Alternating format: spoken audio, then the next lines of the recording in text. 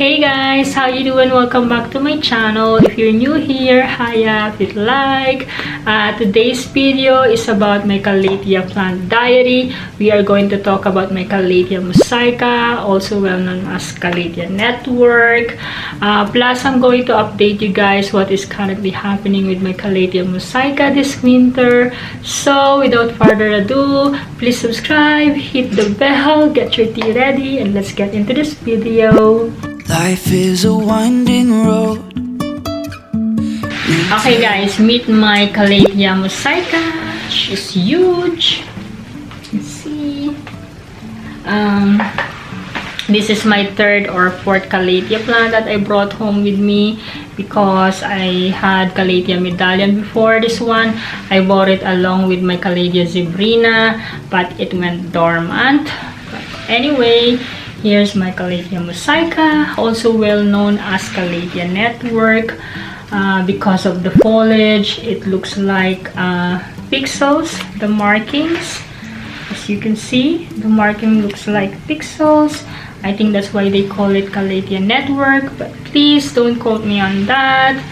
But anyway, this plant is turning 1 year old this February coming. It's so exciting because this plant is doing very well. I love this plant so much. She's huge. The story behind this plant, when I saw it, I really liked the foliage, but it didn't make me want to buy it, so I let it pass.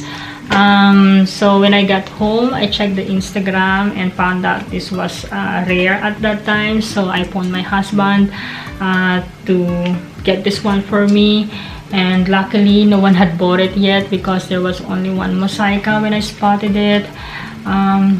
But now I see this in the garden center here and there, and mostly they were in smaller sizes and they're quite expensive. When we got this, it's quite huge. It's only I think it's only under 10 pounds. It was a complete bargain.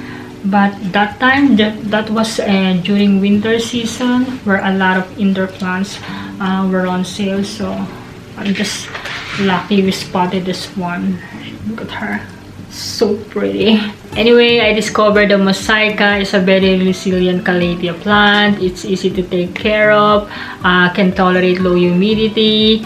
I have no problem at all since I got this plant, apart from some whiteflies that were crawling in the soil, having a siesta, but I killed them instantly. And if you want to see how I did it, link up above and in the description bar. Anyway, despite having suffered from an infestation, this plant was doing very well. It's thriving, it's still healthy, and there was a lot of shoots and baby leaves about to unfurl. I was very surprised, and this plant is so healthy. And yeah, it is a very resilient Calathea plant indeed. Okay, plant care. This one was sitting on my bedside table in front of my east-facing window sill. It was receiving a lot of sunlight. I consider this one as one of my neglected plants along with my cacti and succulents, meaning I don't pay much attention to them because they don't need it. I check them now and then to make sure they're still alive and have no infestation, and that's it.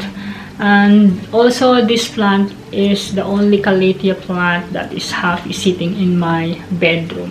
And I have often found out with its leaves curled up because it's receiving a lot of sunlight from my east-facing window sill. And for all who don't know, Calatheas are tropical plants. They are normally growing underneath the trees or in shaded areas. They love medium light and can also tolerate low light. The reason the leaves are curling or slightly curved because they are protecting themselves from the sunlight, and they're normally upright when the sun is not strong.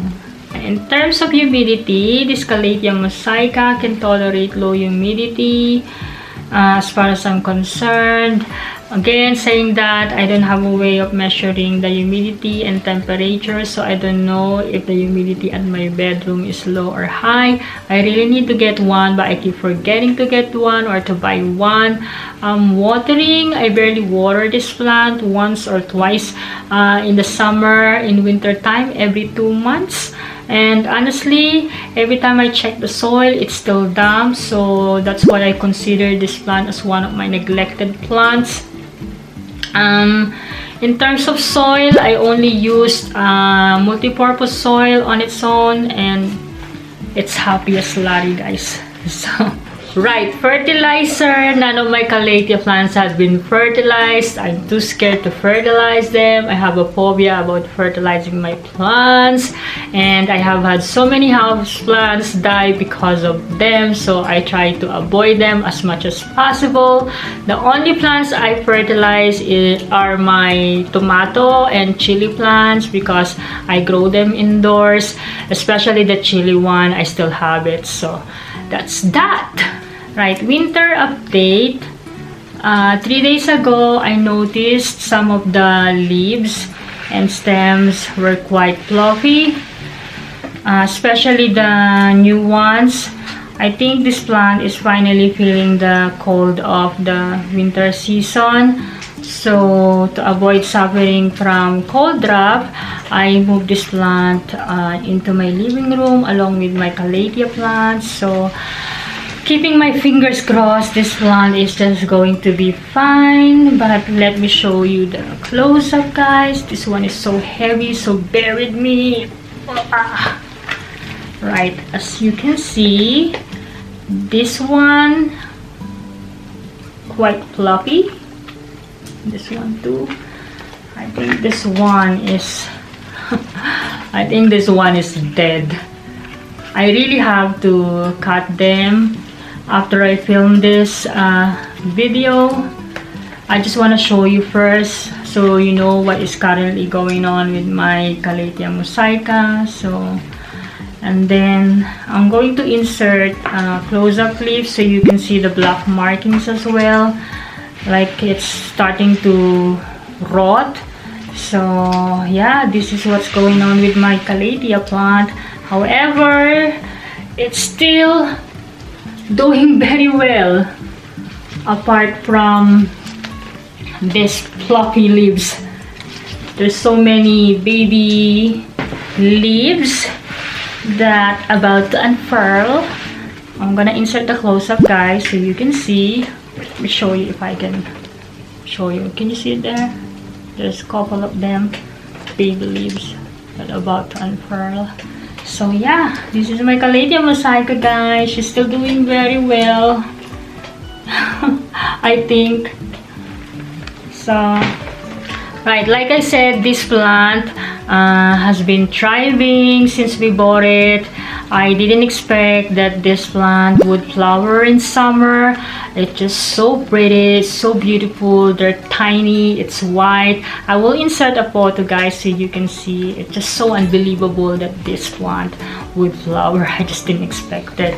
And they, as you can see, it's in nursery pot. I repotted this late summer, I think, because it was overflowing and it's root bound, so I had to repot it.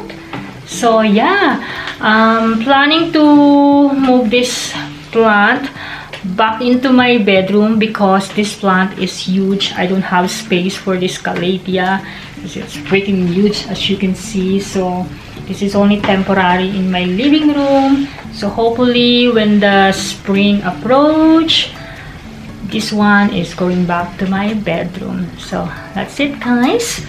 Is my winter update for you. I think that's it, guys. I think I covered everything. And if you have any question regarding these plants, leave a comment below. I will answer it for you. And I hope this video gives you an idea how to take care of or how to look after your Calathea Musaica. And give this video a thumbs up if you enjoyed this video. And I will see you next time. Thank you for watching, guys. Bye. If I will ever figure out where the road goes, if I'm falling down.